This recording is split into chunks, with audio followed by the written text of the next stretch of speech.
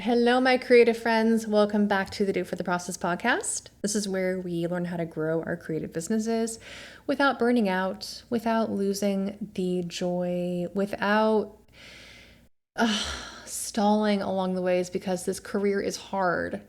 And I'm not going to say that it's not hard. It is. But I'm also not going to say that you're weak because you're not. That's a lot of double negatives. You are so strong. Your career has such longevity. Your creative ability is so vast. It is a deep well inside of you. And the market is going to be here to support you all along the way because you know what? What would humans even be without creative work? What would we even be doing? What would we be enjoying? Absolutely nothing. So they need us. They need you. We need you. So today we're going to talk about 7 tips for selling more of your creative work during economic uncertainty. And this is really helpful because we're about to tip into the holiday season where sales become more effortless in a lot of ways, but you have to have a lot of planning to make that happen. It might seem effortless to people that are not in the studio with you and me. For those of us that are in the studio, we know that the magic took a lot of making. And that's what we're really good at. So let's talk about that today in this episode.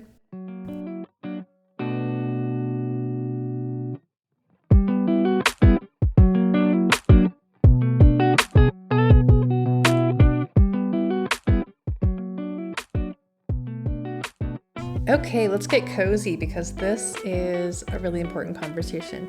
Before we dive in, make sure you have downloaded the Creative Stability Workbook. It's free, it's linked right below.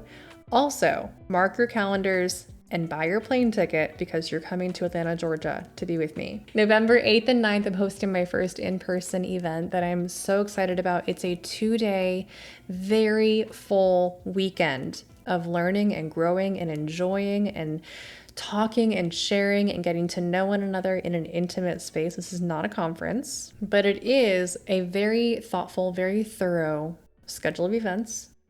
Space to share, space to plan, space to go through the ideas that we need to go through to make your career as beautiful and nurturing and full and sustainable and successful as it can be. So let's sit down together and make that a real reality in your life this year. Let's do it this year. Let's do it this fall. Let's do it this November. Okay, let's go.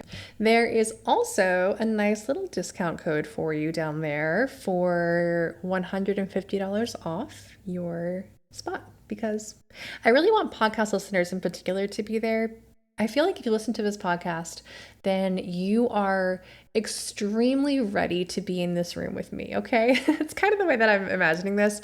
If this podcast is one that you tune into to get the perspective or the lived experience or whatever I offer you in this space that you need for your creative work, for your studio, for your business, then you are exactly where you need to be to join me in person in November. So let's do it. I know it's right around the corner. I will help you with any details you need. I have a block of rooms already reserved for you. We will make this easy and cozy. Just get there. Just be there. Okay, let's review the 7 tips for selling more of your creative work during economic uncertainty. I'm going to breeze through the first 1 through 5. We've already covered them in the episodes prior, so I'm just going to cover them really fast right now, and then we're going to dive into 6 and 7.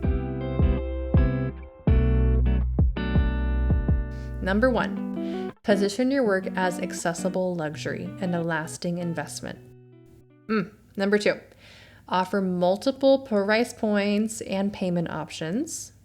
I could not stress this enough. You have to have multiple price points.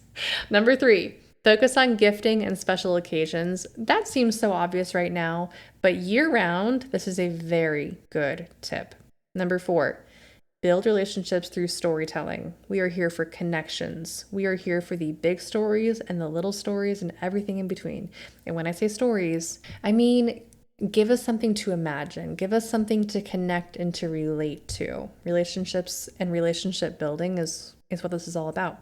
Speaking of which, number 5 is to leverage local community and word of mouth marketing. Obviously, right? Not obviously. I know. But that's a really, really good tip. If you're going to spend your energy somewhere, spend it locally and in ways that are very connective, first and foremost, and then expand out of there. Okay, let's dive into number 6, which is to create urgency through limited availability. Now, a lot of times artists have this already woven into the very nature of what we create. By definition, if you create an original thing or a handmade thing or a limited batch or a limited edition, or if your energy is tied to the selling and making of this thing, it is limited in and of itself. So scarcity is already woven into what we create, which is why it's precious and valuable. Some examples of how this might not quite be the case is open edition things. Like, for example, I have open edition prints. They're still scarce. I'm putting that in like air quotes with my little fingers right now. They're still kind of scarce-ish because I only have so many like hours in a day. I can't be I'm not a robot, right? Like my studio manager is not a robot. We're humans. So by the very nature of buying from humans who are creating something with our own printer and our own two hands, there is already scarcity built into that even. Another example of how scarcity might need to be something that you weave in a little bit more intentionally is if you sell print on demand, or if you sell downloadable things where you can download it. For example, the Lightroom presets that I offer, there's no limit to how many of those I can sell. It could be 10, it could be 10 million. And the effort that comes out of me has already been done. I already created Lightroom presets. They're in the world. You can download them. They're available. But they can be downloaded by anyone, like any group of people, and the same energy is required of me. Does that make sense? I recently bought fonts from a beautiful font designer, and that's the same kind of thing where she can sell a million of the same font, unless you were to weave in a bit of licensing or limited availability or something along those lines. So, ways that we can weave in urgency through limited availability. And first of all, let's start with why this matters. Urgency is one of the little triggers in someone's brain that says, oh, I need to pay attention, or oh, this matters, or oh, I should take action now. It's a little trigger in someone's brain that says, pay attention and do something about it, because if you don't, you're going to miss your chance. This is one of the reasons that I love creating collections and then offering my collections in this really beautifully built up way. And you can do this with, for example, in the painting world, you can do this with 2 paintings or 200 paintings. It doesn't really matter how many, but the urgency to buy those limited amounts of things is so palpable in the community and amongst my collectors in particular. So that's what I mean by like build up the urgency and then let it kind of build in the ecosystem, in the atmosphere, and let it do the work for you. In the workbook, I wrote scarcity can motivate purchases even when budgets are tight. So again, selling your work in the context of economic uncertainty, this is a great way to do it. Just genuinely, this is a great way to do it. It's a great way to inspire people to pay attention and to take action, which are 2 things that can be tricky when someone's kind of like front of mind excuse is they don't have enough money, which if that's the case, be wise with your money. I'm not asking anyone to be foolish or to be rash. I am, however, saying that in this day and age, in this time, in this context that we're living in right now, as a business owner, you might need to inspire people to take action in ways that you might not need to do quite as much during an economic boom, like when the times are really good and juicy, right? So, practically saying things like only 5 pieces left, or this is the last weekend for holiday ornament pre-orders, or I'm offering 3 commissions this year. Would you like one? That is stating the obvious, and it's saying, hey, this is limited. This is only available right now and in this way. Do you want this? Pay attention. Come and get it. And it works. It works.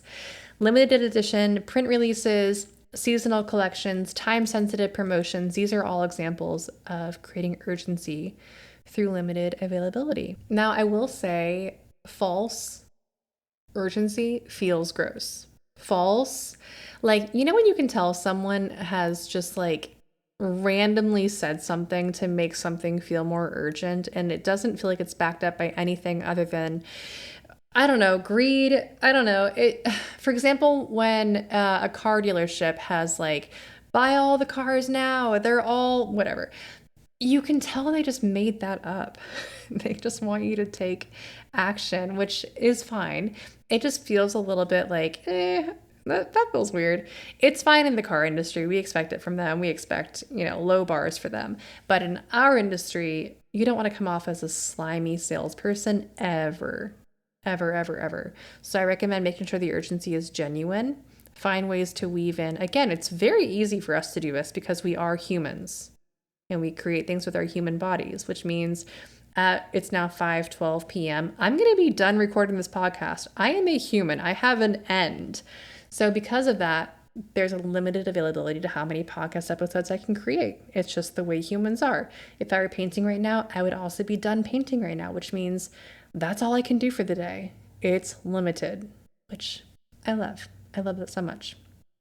Okay, number 7, and the last tip of our little mini series here. Number 7 is to provide exceptional customer service and exceptional follow-up. When customers are more cautious about spending, the interactions they have with you are incredibly important. And your customer service may happen when you're in the room or in your inbox or not. Okay, when I said customer service, you might have had a picture in your mind of someone behind the customer service counter at a drugstore or a department store. That's not at all what I mean. I mean your service to your prospective customers, your prospective collectors and buyers, from point of connection to final sale and then beyond, needs to be exceptional. This would be everything from your social media presence, your email marketing, your website, especially your website. Please, as someone that reviewed a lot of websites inside of the collective over the summer, because we do this thing which is delightful where we have live coaching and website reviews in the summer, and they're just so fun. And then the rest of the year we have live workshops with follow-up Q&A, and if you want something like a website review, you can submit for that kind of thing. Anyways, I reviewed a lot of websites inside of that space, and consistently there was issues getting from homepage to checkout, just like navigating through your site as a user. Technically, that would be kind of poor customer service. It's a poor user experience. So make sure that every touch point of the user experience or the customer journey is beautiful and thoughtful, and at the very least, clear. Okay? It doesn't have to be beautiful. It doesn't have to be like, don't paralyze yourself by thinking I can make this more beautiful. I want you to think, can I make this easy? Can I make this clear? Because your work is already beautiful. If I can see your work, it's beautiful. Everything's great. But if I can see your work and then I can't figure out how to buy it, or I can't figure out quite how to make it through this navigation, or I don't know where to click from the email, make sure you have exceptional customer support, customer service, and the customer journey is beautiful. And then the next part of that, the follow-up after purchases. Again, we're doing higher touch point things during economic uncertainty because you want to really establish trust. Inside of the collective workshop last week, we talked a lot about trust and how you can establish trust as an artist.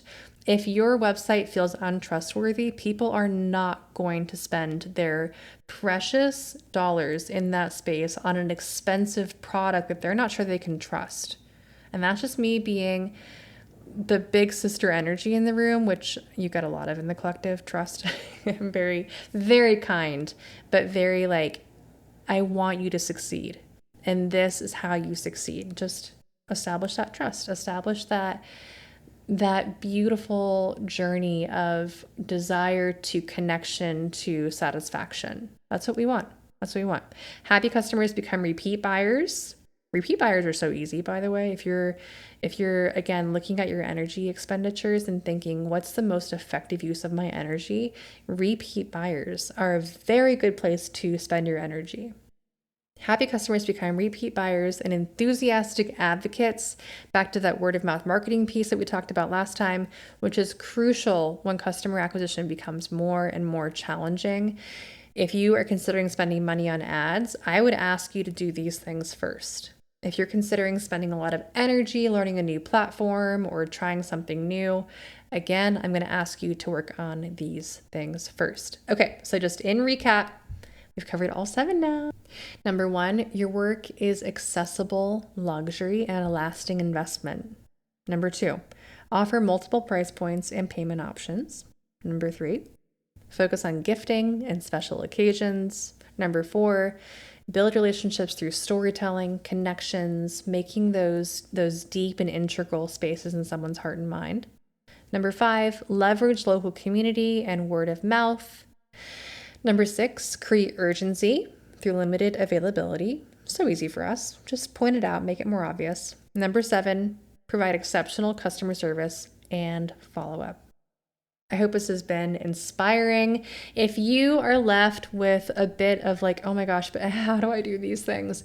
Please join the collective. Please, just through the holiday season, you can, I think you'll stay after that. But at least through the holiday season where your energy just is so needed and you don't have space to try things out and fail, genuinely, you don't.